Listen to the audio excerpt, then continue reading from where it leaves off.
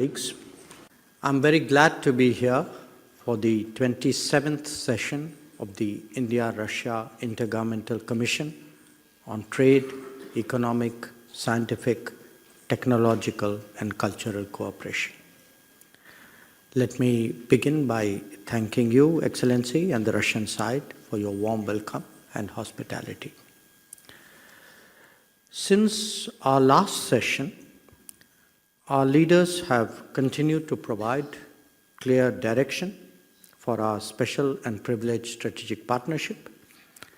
The 23rd India-Russia Annual Summit, which was held in December 2025, reaffirmed our shared commitment to deepening long-term economic cooperation. The India-Russia partnership has consistently demonstrated resilience and adaptability. Even amidst a complex international landscape, our engagement has continued to deepen, reflecting the mutual interest and confidence that define our bilateral partnership.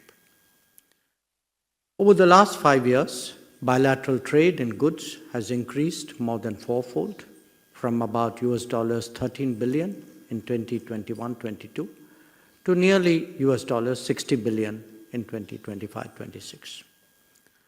This demonstrates the immense potential of our partnership, and the rapid expansion of trade has, however, been accompanied by a significant widening of the trade imbalance, which has also increased from $6.6 billion to over $50 billion.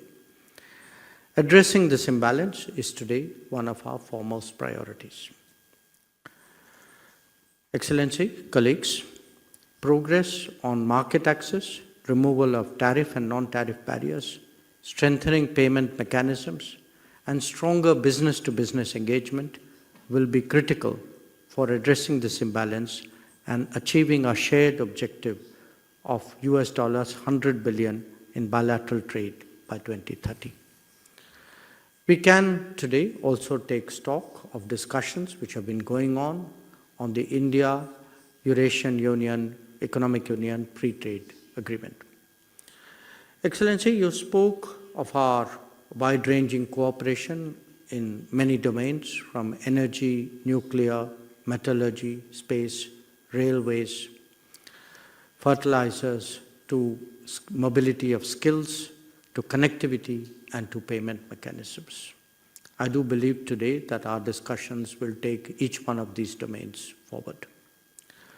As our economic partnership enters its next phase, let me today make 3 proposals for the benefits of the co-chairs of the working groups and subgroups to further strengthen the effectiveness of the IRIGC-TEC mechanism.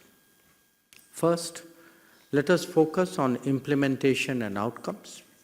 Over the years, IRIGC-TEC has evolved into a comprehensive mechanism with an extensive network of working groups and subgroups.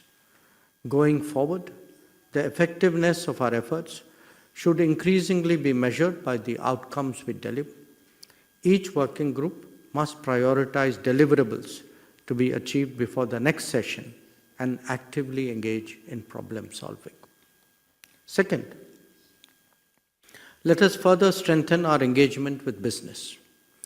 Governments can create enabling frameworks, but it is our businesses that trade, invest, innovate, and create jobs. Our institutional mechanism should therefore remain closely aligned with the priorities of industry. Regular interaction with businesses and industry associations will help us to identify practical bottlenecks, improve policy responsiveness, and ensure that discussions remain relevant, action-oriented, and commercially meaningful.